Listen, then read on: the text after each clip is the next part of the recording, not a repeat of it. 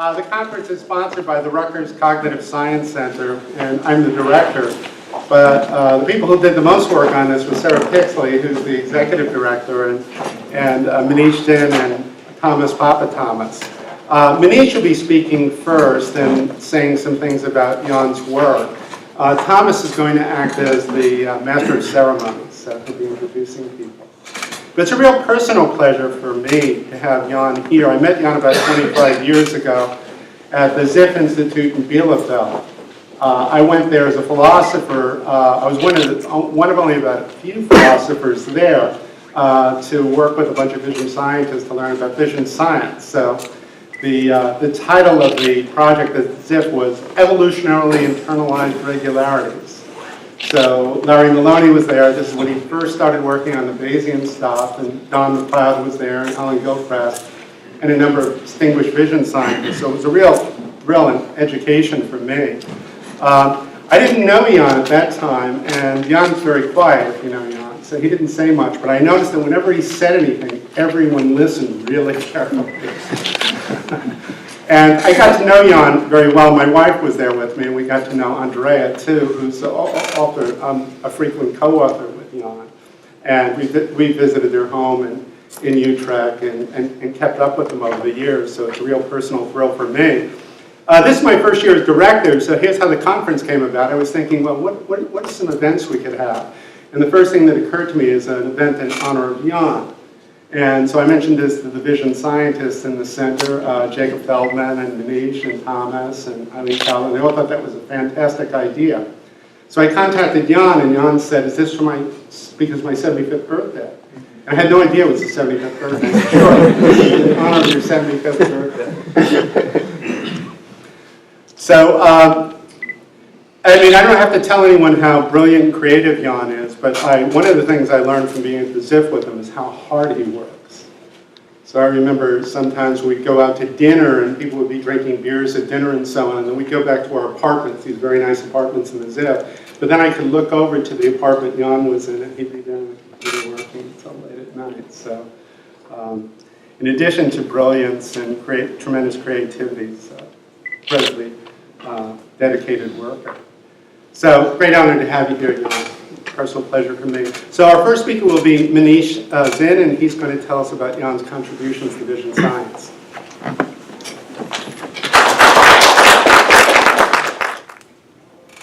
So again, it's a great pleasure to have Jan here with us for this conference and his honor. Jan, I'm sure many of you know this, but just as by way of a little bit of background, Jan trained in physics, astronomy, and mathematics. He got his PhD in physics at the University of Utrecht, and he was heading the Physics of Man department at Utrecht for over 30 years. And he's also had guest professorships at various universities, including Delft, MIT, Oxford, and Leuven. Now, I couldn't possibly go into all of his awards and achievements, but just by way of some highlights, he was awarded the Israel Rosenfeld Lifelong Achievement Award in Computer Vision, the Wolfgang Metzger Award for Contribution to Gestalt Theory, the Ken Nakayama Medal for Excellence in Vision Science, and he is also a member of the Royal Dutch Society, or Academy, of Arts and Sciences. And as I think the blurb said somewhere, he's authored 2 books and over 700 papers. But the point that I really want to make is that this doesn't really capture what makes Jan unique. Right? And so I just want to try and give a little bit of a sense of that. One is the breadth of scope of his work. Second is the depth of analysis. And third is the highly multifaceted approach. Right? So most of us are very happy to make some contributions to 1 or 2 areas in vision science, but Jan has made several contributions to an immense variety of areas. His analysis is very sophisticated, involving sophisticated mathematical treatment, but often involving really rethinking concepts from the roots, not simply taking the framework or the setup as people in the field typically do. And his approach is highly multifaceted. So it involves a combination of mathematical models, of innovative psychophysics, and rich interconnections between vision science on the one hand and art theory and art practice on the other hand. So just to give you a flavor, when I say breadth of scope, I mean it's really an immense variety of areas. So these are some of the areas that Jan has contributed to.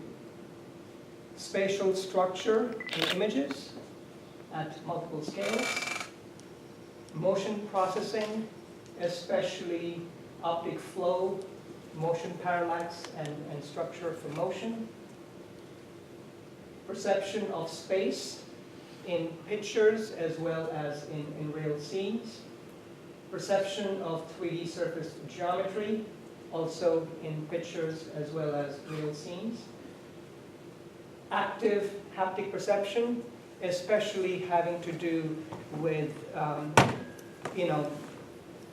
figuring out what the 3D geometry of a surface is by exploring it in a haptic manner. Material properties of surfaces, such as texture and translucency. So, for example, what makes skin look soft and glossy, and why is it that it is so difficult to render skin properly in computer graphics? The geometry of color space, and more recently, Jan has pointed to the limitations of the inverse optics approach to vision, a concern that I deeply share, and also how to think about the meaning of a visual percept for an organism, in other words, going beyond simply the computation of a visual representation. So there's no way that one can do justice to this immense body of work in this brief presentation. So what I thought I would do is to simply take one area that Jan has worked on and briefly summarize that. Right? And the hope in doing so is that it will convey a general flavor of his approach, right? And how it involves these rich interconnections between mathematical treatment and innovative psychophysics and the connections to art theory and art practice. So I'm gonna take the area of perception of 3D shape. So we can start with a simple sounding question, which is, what can we infer about 3D shape from occluding contours? Now, prior to Jan's work in the early 1980s, people essentially believed that, mathematically speaking, almost nothing follows from an occluding contour about 3D shape. Right? Now, this is mathematically speaking. Now, of course, we as human observers can perceive 3D shape when we look at silhouettes like this Picasso drawing. But it was believed that that's because the visual system is bringing to bear very strong assumptions and constraints. Right? And so one of the mathematical results that Jan had in the early 80s is that he proved a theorem that for generic smooth surfaces, the sign of contour curvature directly gives you, mathematically, the local sign of the Gaussian curvature of the surface. And this was a brand new result that no one had ever, even in the whole history of mathematics and differential geometry, no one had really made this point. So just to flesh out what that result really means, what it's really saying, a 1-minute primer on curvature from 3D surfaces, right? So if you have a 3D surface, if you are an ant sitting on a mug, for example, then the curvature of the path that you take will depend on which direction you move in, right? And so for every point, there is a direction of least curvature, in this case going up and down, and there's a direction of highest curvature, right? And that's true for any generic smooth surface. And these are the principal directions, the directions of greatest and least curvature. And if we now measure the curvature of the paths along those two directions, then we get the so-called principal directions. The principal curvatures. And so now, if you want a measure of curvature on the surface, you have to somehow combine these two, kappa 1 and kappa 2, and there's multiple ways of doing that. And one of the ways of doing that is Gaussian curvature, right? Which simply takes the product of those two. Now, so just to give you a sense of that, if both of the principal curvatures are positive, then you get a so-called convex elliptic surface. If both are negative, then the product is positive. You get a concave elliptic surface. And if one is positive, one is negative, then the product is negative, and you get a hyperbolic or a saddle-shaped surface. And so what Young's theorem is basically saying is that convexities in the occluding contour always correspond to convex elliptic regions on a smooth surface, and concave regions on the contour correspond to hyperbolic regions on the surface, right? And so far from, mathematically speaking, nothing follows, here is a very specific piece of information that you can get directly from the curvature of the contour. So now for some connections to art theory and art practice. Now, from Alberti in Renaissance Italy to the 20th century, the basic dichotomy in art theory has been between convex elliptic surface patches versus concave elliptic surface patches. Namely, this is the main dichotomy that people talk about in art theory. And of course, then there's the flat surfaces as a degenerate case. And also, if one of the two principal curvatures happen to be 0, then you get these two cases, right? But these are basically the dichotomies that people focus on in that literature, right? Now, what is completely ignored is the hyperbolic case of the saddle, right? So people, in all of the classifications and categorizations, all of these other cases are mentioned, but the saddle is never really mentioned as a separate class of its own. Whereas, now this is very different than the literature in mathematics, where the basic dichotomy is between positive Gaussian curvature and negative Gaussian curvature, between elliptic and hyperbolic. And so, Jan, also noted that if you look at drawings and sculpture, you can actually see this in action, right? So, for example, if you look at drawings, very often the 3D form is treated as a conglomerate of ovoids or a bag of melons, meaning that you're really emphasizing the convex elliptical bulges, if you will, and you're really minimizing, de-emphasizing the hyperbolic regions. So it appears that the visual system seems to have a natural template for these other types of regions and geometries, but not one for hyperbolic or saddle-shaped surfaces. Okay, so something else that is connected to this, which is that if you look at occluding contours, you can look at internal occluding contours, and those will often come to an end. And Jan proved mathematically that such an occluding contour be concave at the endpoints. Right? Now, and he noted that if you look again at art, that's not how things are typically rendered. Right? So, for example, in this Picasso at the breasts, the endpoints of those occluding contours are not concave.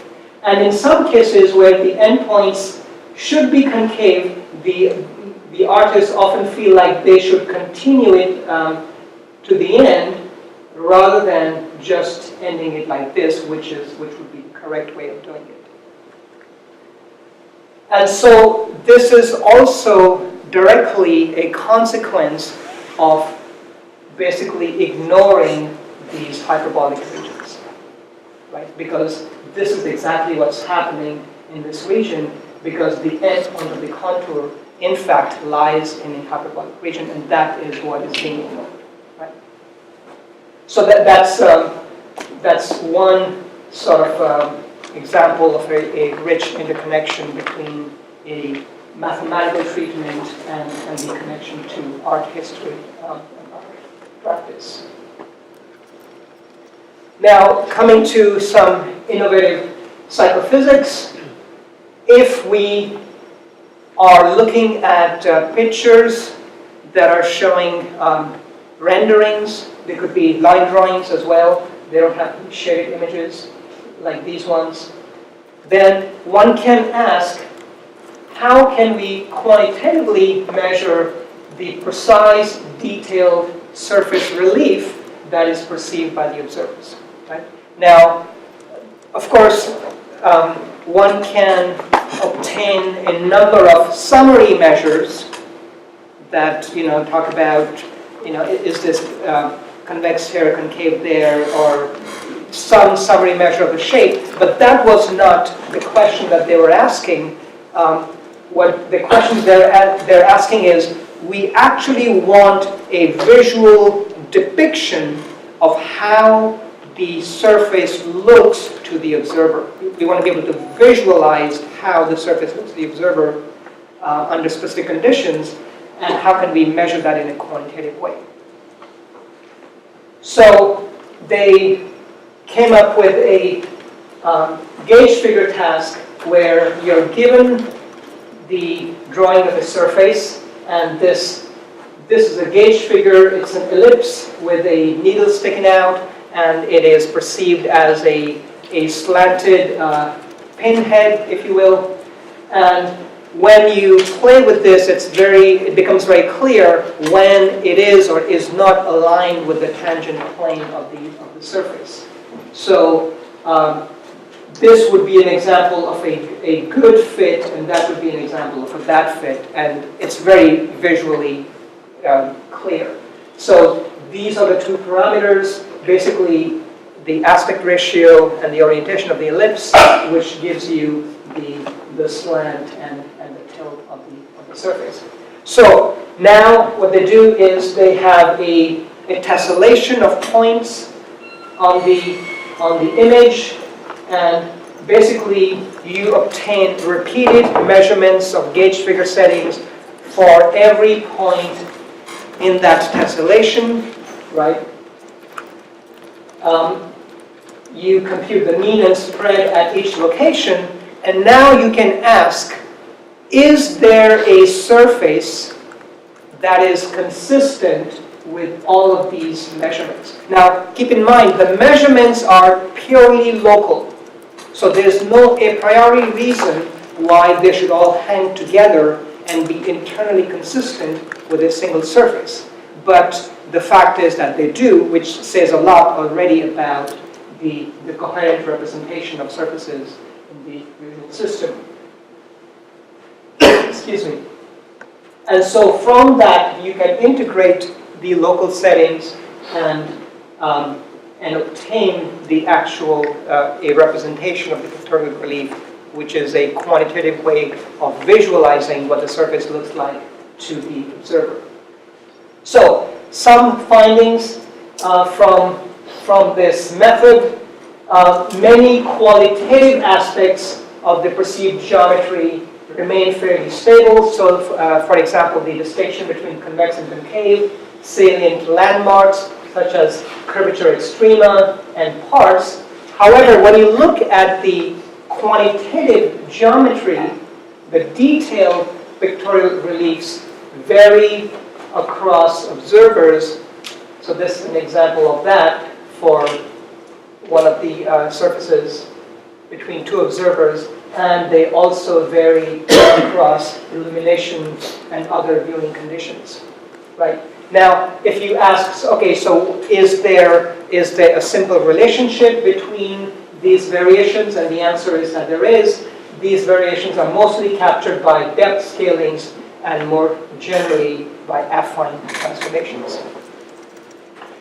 Now, sometimes you don't have a single depth scaling factor for the entire surface, but rather different parts of the surface often have different depth scaling factors. So these are the, from the quote, reconstructed surface for the observer, these are the depths you get for one observer and for another. And so now you're looking at the correlation, and obviously you wouldn't fit a single line through those data. Now, if you look at where are these points coming from, and those points versus those points, you can see that the points that cluster over here are coming from this part of the statue. The points that are coming from here, the points that cluster over here are coming from that part of the statue, and so on and so forth. Right? So just by doing this in a completely theoretically neutral manner points to this part organization where the visual system seems to be treating these parts somewhat independently of each other. And so to summarize the implications of this technique, the purely local orientation judgments that are obtained with this method hang together as an internally consistent surface representation. The exact perceived 3D surface can be defined only with respect to a particular visual judgment or task. And even probing purely local orientations and depths on surfaces or pictorial representation of surfaces points to the role of perceptual organization of shape. And more generally, of course, the gauge figure method provides a powerful technique for quantitatively measuring perceived surface relief, and it's now used in a variety of fields, including both visual psychophysics, human psychophysics, but also in computer graphics and computer vision. So that's just one case, if you will, just to convey a sense of the approach that Jan takes in all of his projects. And I'm sure that as we hear the other talks, we'll see many other influences of his work.